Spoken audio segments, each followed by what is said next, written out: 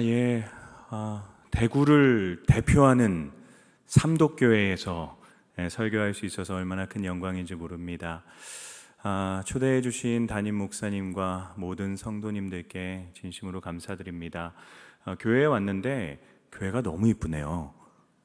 전 우리 범어교회가 대구에서 제일 이쁜 교회인 줄 알았는데 삼독교회는 한 2위 정도 되는 것 같습니다. 네. 특히 그 중정이 너무 이쁘고, 특히 에스컬레이터가 있는 교회는 제가 대구에서 처음 본 것 같아요. 이렇게 들어왔는데 예배 분위기도 너무 좋고 찬양팀도 너무 찬양을 잘하고, 특히 여성 이 중창단 분들은 실력도 실력인데 어떻게 이렇게 여유롭게 하시는지 모르겠어요. 그래서 참 너무 귀한 찬양이었습니다. 우리 감사하다고 다시 한번 박수로 격려할까요? 제가 청소년 아이들과 사역을 할 때 불신자 아이들을 좀 교회에 초대하고 싶었습니다. 그래서 흔히 전도 축제라고 불리는 초청 잔치를 좀 열려고 계획을 세웠어요. 어떤 방법으로 불신자 아이들을 교회로 초대할 수 있을까?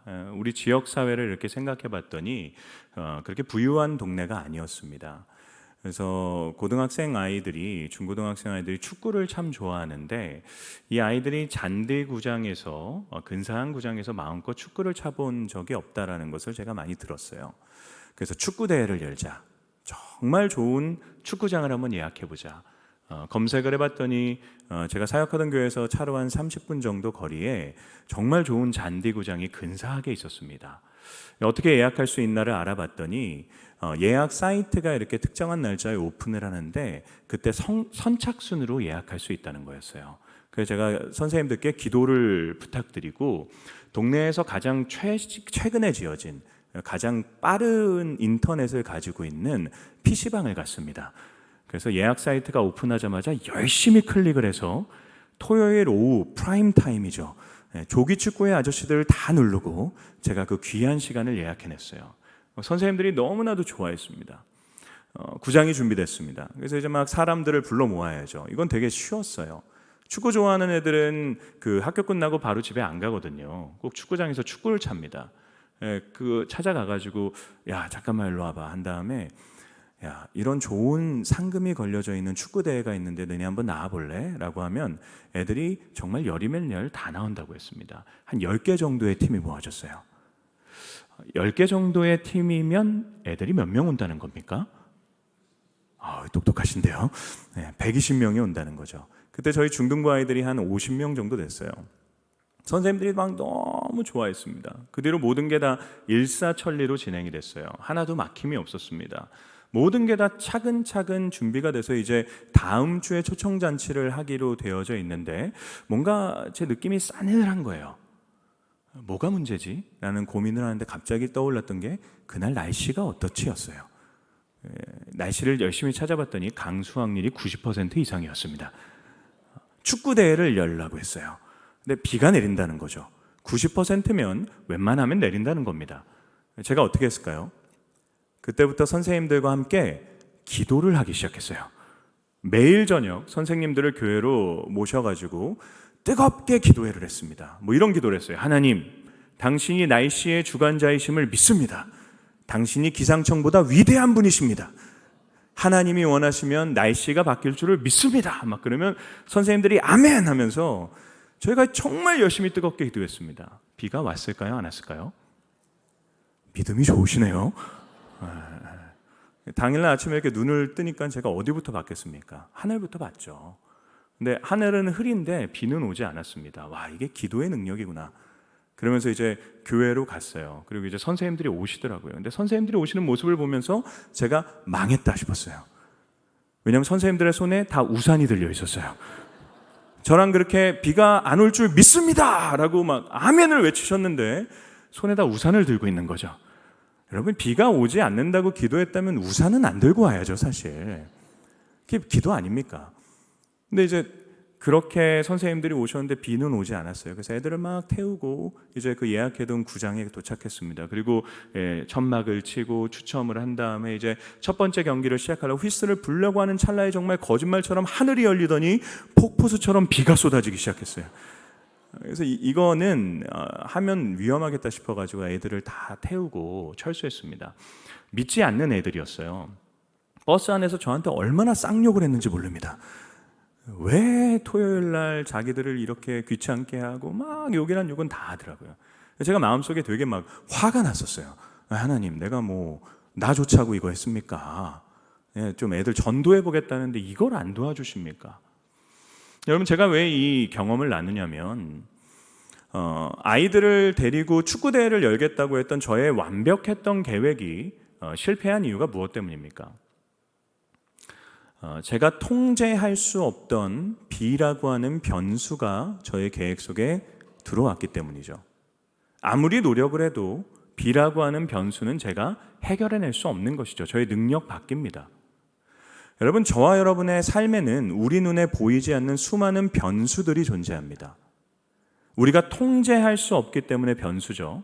그런데 그 변수가 우리의 삶에 들어오게 되는 순간 내가 막지 못하죠. 들어오게 되는 순간 우리가 그동안 쌓아왔던 모든 노력과 희생과 모든 계획이 한순간에 어그러집니다. 비웃듯이 우리의 노력이 비웃어지듯이 와르르 무너지기도 하고요. 나는 이 길로 가겠다라고 계획을 했는데 변수로 인해서 내 인생이 한순간에 내가 예상치도 못하고 바라지도 않았던 어떤 방향으로 틀어지는 경우들이 있습니다. 이 변수를 막을 수가 없죠. 이거 경험하지 않으셨습니까? 우리가 지난 3년 동안 지독한 코로나를 경험했잖아요. 여러분, 코로나 계획하신 분 계세요? 나는 마스크를 많이 사놨다. 아무도 안 계시죠.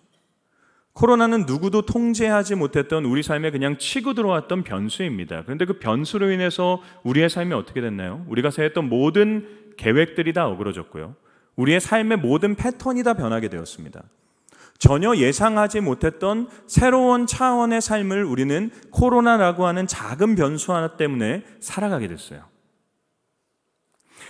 여러분, 우리가 한 가지 겸손하게 인정해야 되는 사실이 무엇이냐면 인간은 계획을 세울 수는 있지만 세운 계획을 계획대로 이룰 수는 없다는 겁니다. 인간은 계획을 세울 수는 있어요. 그런데 세운 계획을 계획대로 이룰 수 있는 능력은 없습니다. 왜냐하면 내가 세운 계획이 계획대로 이루어진다라고 하는 것은 내 눈에 보이지 않던 수많은 변수들이 내가 의도한 대로 이루어졌다라는 것을 의미하는 것이기 때문이죠. 여러분, 그것은 나의 노력의 영역을 뛰어넘는 거예요. 그래서 여러분, 정말 미련한 사람들이나 나는 내 힘으로 산다라고 얘기합니다. 이건 정말 미련한 얘기예요. 왜냐하면 자기의 힘으로 살 수 없기 때문이죠. 눈앞에 보이지 않는 수많은 변수들을 통제할 수 없으면서도 나는 내 힘으로 산다라는 것은 지극히 미련한 것입니다. 조금 더 자신의 인생을 성찰할 수 있는 사람들은 뭐라고 고백하는 줄 아세요? 내 인생에 정말 지독한 운이 따랐다라고 얘기해요. 우리의 인생은 우리의 노력을 뛰어넘는 어떠한 수많은 변수들에 의해서 진행되어지고 있습니다. 그래서 저와 여러분이 살아가는 삶은 사실 한 치 앞도 알 수 없는 안개 속을 걷는 것과 같아요. 짙은 안개 속에서 걸어보신 적 있으십니까? 제가 캐나다 밴쿠버에서 한 6년 정도 살았거든요. 그때 이제 사역을 하면서 담임 목회를 했는데 제가 사역하던 교회에서 저희 집까지 한 주에 최소한 한 14번은 왔다 갔다 했습니다. 그래서 그 차로 한 10분 정도 걸리는 그 거리는 거짓말 조금 보태면 눈 감고도 갈 수 있을 만큼 저에게 익숙한 거리였어요. 도로였어요. 어느 날 새벽 기도회를 가기 위해서 시동을 걸고 집을 딱 나왔는데 안개가 너무나도 짙게 껴있는 거예요. 전 그렇게 짙게 낀 안개를 본 적이 한 번도 없습니다. 그러다 보니까 너무나도 익숙한 길이었는데 눈 감고도 갈 수 있을 만큼 내게는 너무나도 자주 지나쳤던 평범한 길이었는데 뭐가 끼어 들어올지를, 뭐가 치고 들어올지를 알지 못하기 때문에 처음 가는 길처럼 조심해서 갈 수밖에 없었어요. 여러분, 이게 저와 여러분이 살아가는 삶 아닙니까? 우리가 살아가는 삶의 패턴은 사실 거의 동일합니다. 새로운 삶에 가시나요? 새해가 됐다고 해서 막 새해 복 많이 받으세요 하면서 마치 새로운 일이 있을 것 같다라고 생각을 하지만 우리는 똑같은 밥을 먹고 똑같은 직장을 가고 똑같은 커피숍을 가고 똑같은 삶의 환경을 그대로 살아갑니다. 너무나도 평범하고 너무나도 익숙한, 내게는 전혀 생경하지 않은 그런 인생을 우리는 그대로 살아가죠. 그런데 그 삶은 마치 안개가 짙게 껴있는, 한 번도 가보지 못한 길과 같은 길이죠. 뭐가 치고 들어올지, 뭐가 내 인생을 갑자기 변화시킬지, 어떤 변수가 올지를 우리는 누구도 예측하지 못합니다. 한 치 앞도 알 수 없고 예측도 불가능하고 나의 힘으로 살아갈 수 없는 이 인생길을 우리는 어떻게 살아갈 수 있습니까? 무엇을 의지해야 됩니까? 오늘 본문이 이런 얘기를 하죠. 사람이 마음으로 자기의 길을 계획할지라도 그 걸음을 인도하시는 분은 여호와시니라. 그리스도인은 무엇을 믿는 믿음으로 사는 사람들입니까? 내 길을 인도하시는 하나님을 믿는 믿음으로 사는 사람들입니다. 그리스도인의 삶은요, 여러분, 심플합니다. 우리의 삶에 이런 변수가 찾아와서 내가 의도한 방향으로 내 인생이 펼쳐질 수도 있어요. 내가 의도하지 않은 방향으로 내 인생이 펼쳐질 수 있어요. 내가 꿈꾸고 계획하는 인생이 펼쳐질 수 있고, 기쁜 일이 있을 수 있고, 슬픈 일이 있을 수 있고, 여러분, 경기가 더 좋아질 수도 있고 경기가 더 나빠질 수도 있어요. 다시 또 다른 코로나가 우리의 인생에 찾아올 수도 있습니다. 어떤 일상이 우리의 가운데 펼쳐질지 우리는 알지 못해요. 그런데 그리스도인의 삶은 심플합니다. 어떠한 상황이, 현실이 내 앞에 펼쳐진다고 하더라도 우리는 내 인생을 인도하시는 하나님을 믿는 믿음으로 살면 되는 것입니다. 그리스도인의 삶의 패턴은 바뀐 적이 한 번도 없어요. 이 상황에서 어떻게 바뀝니까? 저 상황에서 어떻게 바뀝니까? 그렇지 않습니다. 늘 동일해요. 예수를 믿기 좋았던 시대에도, 예수를 믿기 힘들었던 시대에도 우리는 권력과 힘과 돈을 의지하는 인생이 아니라 예수 그리스도를 믿는 믿음으로 살았던 사람들입니다. 그래서 변하는 건 세상이고요, 변하는 건 상황이고, 변하는 건 사람이지 믿음이 아닙니다. 우리는 변화하는 세상 속에서 변하지 않는 믿음을 붙들고 살아가는 사람들이에요. 하나님 우리에게 그걸 요구하십니다. 너의 삶이 어떤지와 상관없이 너의 삶의 인생길 가운데서 네가 통제할 수 없는, 너의 계획대로 되지 않는 변수 가득한 인생에서 너는 나를 신뢰하는 믿음으로 살아라. 여러분, 하박국 선지자가 살던 시대는 이상한 시대였어요. 의인이 악인에 의해서 괴롭힘을 당하던 시대였고요, 의인이 악인보다 망하는 시대였고, 악인이 번성하는 시대였습니다. 하박국은 하나님께 항변해요. 하나님, 세상이 왜 이렇습니까? 어떻게 공의로우신 하나님이 세상을 이렇게 내버려 둘 수 있나요? 근데 하나님이 하박국에게 이런 얘기를 하죠. 니네가 악하다고 하는 그 민족을 통해서 니네가 스스로 의롭다고 하는 너네를 심판할 거야. 하박국은 더 이해가 안 됩니다. 하나님은 어떻게 그러실 수 있습니까? 하나님 공의로운 분 아니십니까? 세상이 왜 이렇습니까? 왜 악인들이 번성하고요, 왜 정말 하나님을 신뢰하는 의로운 사람들, 하나님의 백성들은 이렇게 괴로운 상황 가운데 놓으십니까? 근데 그렇게 묻는 하박국에게 하나님이 뭐라고 대답했는 줄 아세요? 이렇게 말씀하십니다. 오직 의인은 믿음으로 말미암아 살리라.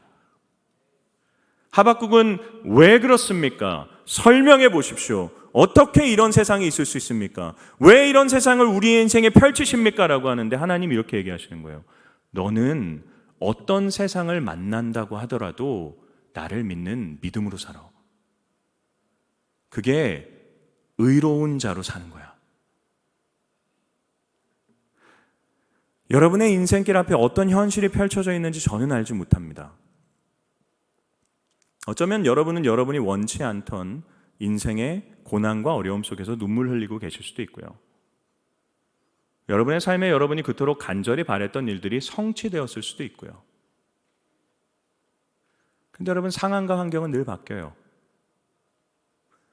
바뀌는 상황과 환경에 우리의 믿음이 일희일비하고 흔들린다면 그건 하나님이 원하시는 것이 아니라는 거죠. 어떤 세상 속에서 나는 주님을 붙든다라는 믿음을 가질 때 비로소 우리의 인생에 평안이 찾아옵니다. 제 아내의 얘기를 좀 해드릴까요? 제 아내는 되게 고급스럽게 생겼어요. 되게 돈 많은 부잣집에서 자란 여자 같습니다. 그런데 지독하게 가난한 집에서 자랐어요. 그래서 오빠가 신던 신발을 물려 신어야 됐고요. 버스비가 없어서 학교까지 집에까지 늘 걸어서 다녔고요. 급식비가 없어서 도시락을 못 사가서 늘 칠판 앞에 이렇게 학교에 관련된 돈을 못 낸다고 칠판에 이름 적혀 있었고, 하여튼 정말 힘들게 지냈습니다. 그래서 제 아내가 늘 학교에서 집으로 돌아가는 길에 있는 작은 지하 교회에 가서 집에 들어가기 전에 늘 피아노를, 제 아내가 성악을 전공했거든요. 그래서 피아노를 치면서 노래를 부르면서 찬양을 하면서 늘 기도했다라고 해요. 펑펑 울면서 기도하고 난 다음에 그 교회에서 나오면서 늘 이런 고백을 했다고 합니다. 하나님이 나를 절대로 이대로 내버려 두지 않아. 하나님이 내 인생을 이대로 내버려 두실 리가 없어. 어떤 근거도 없어요. 상황이 변한 게 아닙니다. 근데 뭘 믿는 겁니까? 하나님을 믿는 거죠. 하나님이 내 인생을 반드시 푸른 초장과 쉴만한 물가로 인도하신다는 그 사실을 믿는 것입니다. 그러면 어떤 상황 가운데서도 하나님을 신뢰함으로써 오게 되는 평안을 누리는 것이죠. 시편 23편을 읽으면서 이상한 거 좀 못 느끼셨어요? 사망의 음침한 골짜기를 지날 때 해를 두려워하지 않는다고 하잖아요. 근데 이런 생각 안 해보셨습니까? 아니, 사망의 음침한 골짜기를 지나지 않으시게 하면 되지, 왜 지나게 하시면서 보호하신다고 하나? 푸른 초장과 쉴만한 물가로 의의 길로 인도하신다고 하면서 왜 또 사망의 골짜기로 인도하시나? 이거 대조되잖아요. 이해되지 않지 않습니까? 근데 왜 사망의 음침한 골짜기를 지나야 될까요? 여러분, 양들이요, 목초지에서 풀을 다 먹고 나면 또 다른 목초지로 인도해야 되잖아요. 그러면 양을 돌보는 목자가 여러 명이 있었어요. 목자가 양을 돌볼 때 또 다른 목자는 가서 양들이 또 먹을 수 있는 목초지를 찾습니다. 그리고 어떻게 합니까? 이 목초지의 풀을 다 먹고 나면 양들을 또다시 푸른 초장과 쉴만한 물가로 인도해요. 근데 인도함을 받을 때 지나야 되는 것이 사망의 음침한 골짜기예요. 사망의 음침한 골짜기는 목자가 양들을 인도하는 목적지가 아닙니다. 통과지예요. 여러분의 인생에 사망의 음침한 골짜기를 지날 수도 있습니다. 근데 목자가 여러분의 인생을 붙들고 계세요. 그러니까 뭘 신뢰해야 됩니까? 상황은 늘 바뀔 거예요. 목자를 신뢰하는 겁니다. 목자가 내 인생을 반드시 푸른 초장과 쉴만한 물가로 인도하신다. 사망의 음침한 골짜기에 나를 이대로 내버려 두지 않으신다라는 사실을 믿는 겁니다. 하나님을 믿을 때 비로소 내 인생에 흔들리지 않는 평안이 찾아오는 것입니다. 사랑하는 성도 여러분, 저는 저와 여러분이 하나님을 신뢰하는 인생이 되기를 주님의 이름으로 축원합니다. 어떻게 우리가 그걸 믿을 수 있나요? 두 가지를 한번 좀 생각해 보면 좋을 것 같아요. 첫 번째는 하나님이 전지전능하신 분이시기 때문입니다. 여러분, 하나님이 전지하시다는 것이 뭘 의미할까요? 전지하시다라고 하는 것은 마치 그분이 우리의 인생을 위에서 아래로 내려다본다라는 것으로 생각하면 좀 이해가 됩니다. 여러분, 위에서 아래로 한 사람의 인생을 내려다보면 어떻게 보이는 줄 아세요? 그 사람의 인생이 입체적으로 보여요. 이 사람의 현재가 어떤 과거로부터 비롯된 것인지가 보입니다. 이 사람이 현재의 이런 선택과 이런 방향으로 갔을 때 그 사람이 미래에 도달하게 될 곳이 어디인지가 보입니다. 위에서 아래로 한 사람의 인생을 내려다볼 때 그 사람의 과거와 현재와 미래가 입체적으로 보이게 되는 거죠. 하나님은 저와 여러분의 인생을 그렇게 바라보고 계신다는 겁니다. 전지하시죠. 그분이 우리의 인생을 아신다는 겁니다. 근데 성경을 보면 언제부터 아셨다고 하나요? 창세 전부터. 우리가 어머니 태아에 있을 때부터, 우리가 이 세상에 한 걸음을 내디기 이전부터 그분은 우리의 인생을 아셨고 우리의 인생의 완전한 길을 이미 세워놓으셨다는 거죠. 그럼 그게 하나님의 전지하심이에요. 우리는 어떻습니까? 우리는 바로 지상에서, 땅에서 우리의 인생을 바라보게 되죠. 볼 수 있는 거는 잠깐 지나온 뒷길 뿐입니다. 앞에는 뭐가 있는지도 알 수 없습니다. 누구를 신뢰하는 것이 지혜인 것입니까? 전지하신 하나님인 것이죠. 그분은 전능하십니다. 그분이 전능하시다라고 하는 것은 누구도 그분의 계획과 누구도 그분이 의도하신 일을 수정하거나 막을 수 없다는 것입니다. 그분은 그분이 하시고자 하는 일을 반드시 이루십니다. 우리의 인생에 그분이 완전한 계획을 세웠었다면 하나님은 어떠한 방해와 어떠한 변수 앞에서도 우리의 인생을 그 길로 인도해 가십니다. 여러분, 저와 여러분은 하나님의 뜻이 뭔지 몰라요. 푸른 초장과 쉴만한 물가, 의로운 길이 어디인지 우리는 알지 못합니다. 그래서 우리는 어떻게 선택합니까? 우리가 원하는 길로 선택하죠. 우리가 원하는 방향으로 갑니다. 그러면 우리의 인생이 망합니까? 우리의 인생이 나의 선택에 달려 있다면 우리는 이미 수도 없이 망했을 거죠. 근데 우리의 인생은 나의 선택이 아니라 나를 붙드시는 하나님께 달려 있는 것이죠. 그래서 저는 인도함을 받는다는 것을 생각할 때 늘 이런 이미지가 떠올라요. 등대에 로프로 메어져 있는 배들. 등대에 배가 로프로 메어져 있어요. 풍랑이 찾아옵니다. 파도가 칩니다.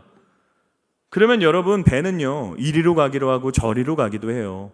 자신의 선택에 의해서 어떻게든 그 파도를 피하려고 일로 틀기도 하고 절로 틀기도 합니다. 목적지는 등대예요. 그런데 때로는 등대와 상관없는 방향으로 가기도 하고 때로는 등대와 정반대의 방향으로 가서 줄이 팽팽해지기도 합니다. 그런데 여러분, 배는 로프에만 묶여 있다면 결국 등대로 향하게 됩니다. 저와 여러분의 인생을 하나님이 예수 그리스도라고 하는 로프로 묶으셨어요. 우리가 때로는 이렇게 선택할 수도 있어요. 저렇게 선택할 수도 있어요. 솔직히 저와 여러분의 하나님의 뜻이 무엇인지를 어떻게 압니까? 우리의 일상에 있는 수많은 선택의 순간들 가운데서 우리는 하나님의 뜻을 그냥 내가 기도하고 선택하는 것이지 그게 100% 하나님의 뜻이다라고 하는 증거는 어디에도 없습니다. 그냥 그 길을 선택해서 나아가는 것이죠. 조금 더 하나님이 기뻐하실 만한 길이다라는 것을 내가 선택해서 나아가는 것입니다. 그러나 하나님이 나의 인생을 붙들고 계시기에 그분이 결국 선한 길로 나를 인도하실 것입니다. 때로는 뒤로 갈 수 있어요. 의미가 없습니까? 그분이 합력하여 선을 이루십니다. 나의 잘못된 선택도, 나의 부족한 선택도 그분이 결국 내 인생을 등대로 향하게 하시면서 그 모든 잘못된 선택들을 합력하셔서 선을 이루실 것입니다. 그래서 여러분, 하나님께는 변수가 없어요. 변수는 우리에게나 있는 것입니다. 변수라고 우리가 부르는 것들은 우리의 인생을 의로운 길로 완전하게 이끄시는 하나님이 짜놓으신 무대인 것입니다. 왜 하나님을 신뢰해야 됩니까? 하나님이 전지전능하신 분이기 때문에. 두 번째는 무엇입니까? 그분이 우리를 사랑하시는 아버지시기 때문에. 아버지는 자녀에게 무엇을 줍니까? 좋은 것을 줍니다. 자녀가 원하는 것이 다 좋은 것이라고 생각하세요? 여러분, 자녀가 원하는 거 다 주십니까? 제 조카가 어렸을 때 밥을 먹고 이렇게 과도로 누나가 사과를 깎는데 그 과도가 너무 멋있어 보였나 봐요. 그래서 떼를 쓰기 시작했어요. 그 과도를 달라고. 너무나도 과도를 원했습니다. 뒹굴고 굴렀어요. 저희가 과도를 줬을까요? 주지 않았죠. 왜 주지 않았습니까? 너무 원하는 것이지만 좋은 게 아니었기 때문에. 그 대신 뭘 줬습니까? 사과를 깎아서 사과를 그 아이의 손에 쥐어줬죠. 물론 그 아이는 사과를 집어 던졌습니다. 원치 않는 거죠. 원치 않아도 그 아이에게 좋은 걸 주는 게 부모죠. 하나님이 저와 여러분의 인생을 우리가 원하는 방향으로 이끌지는 않으세요. 그러나 우리에게 좋은 방향으로 이끄십니다. 여러분, 우리가 되게 쉽게 하는 착각이 뭔지 아세요? 우리는 전제하지 않잖아요. 우리 인생의 현재의 선택이 나를 어디로 인도할지 우리는 알지 못합니다. 그래서 우리는 쉽게 이렇게 생각해요.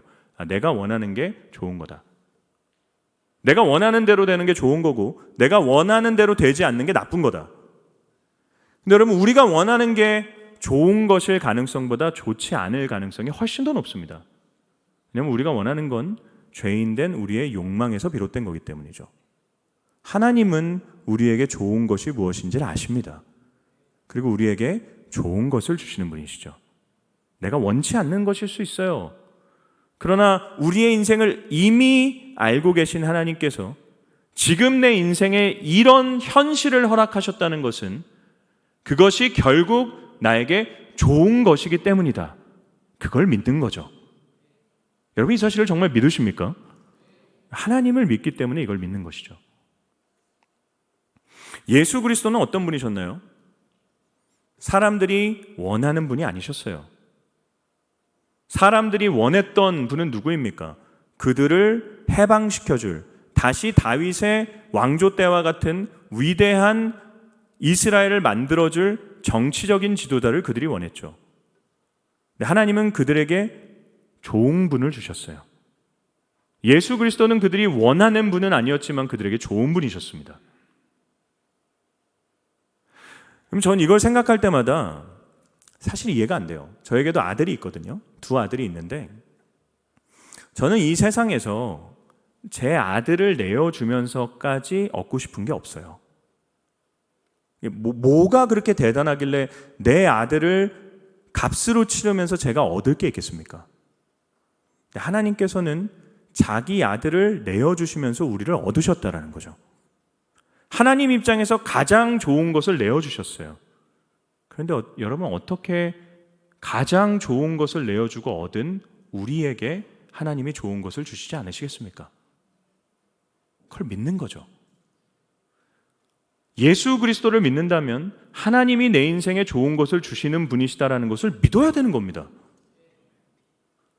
하나님이 우리에게 좋은 것을 주실 마음도 없으면서 자기의 가장 좋은 것을 내어주셨겠습니까? 그렇지 않습니다.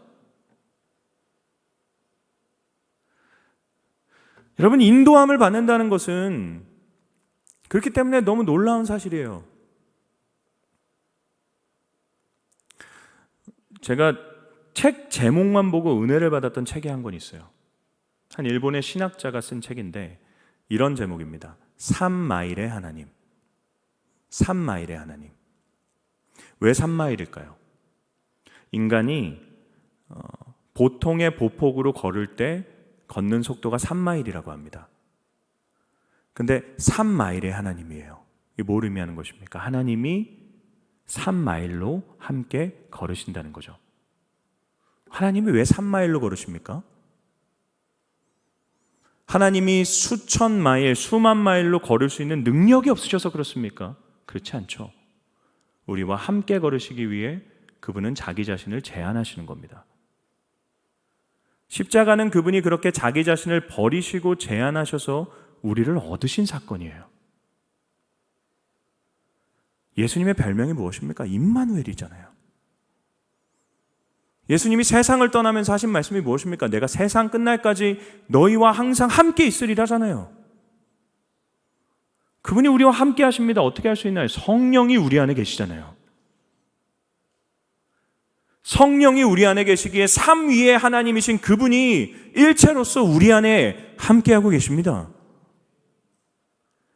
그렇게 내 안에 그리스도를 주로 고백할 수 있는 성령의 내주하심이 있다면 예수 그리스도께서는 세상 끝날까지 우리와 함께 하시는 것입니다.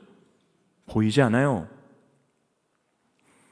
양은 시력이 좋지 않습니다. 그래서 목자가 내 옆에 있는지 없는지를 못 봐요.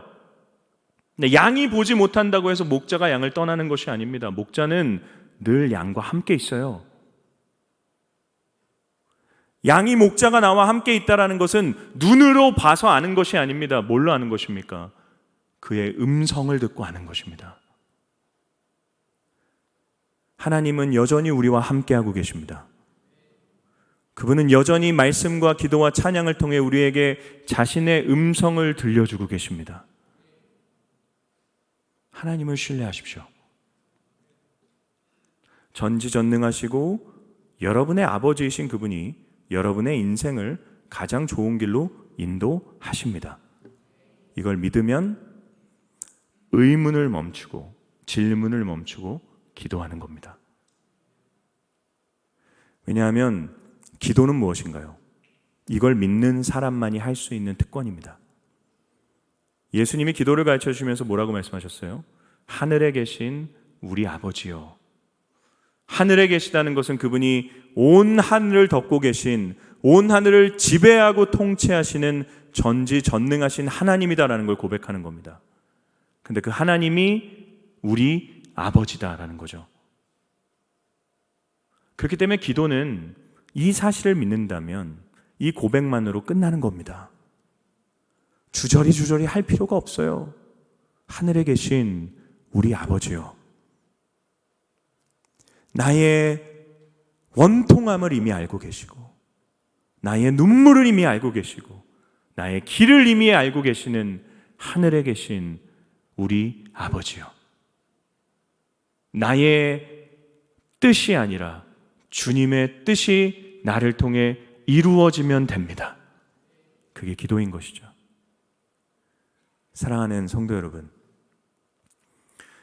하나님의 인도하심을 받는 저와 여러분의 인생에 그렇기 때문에 결코 우연은 없습니다.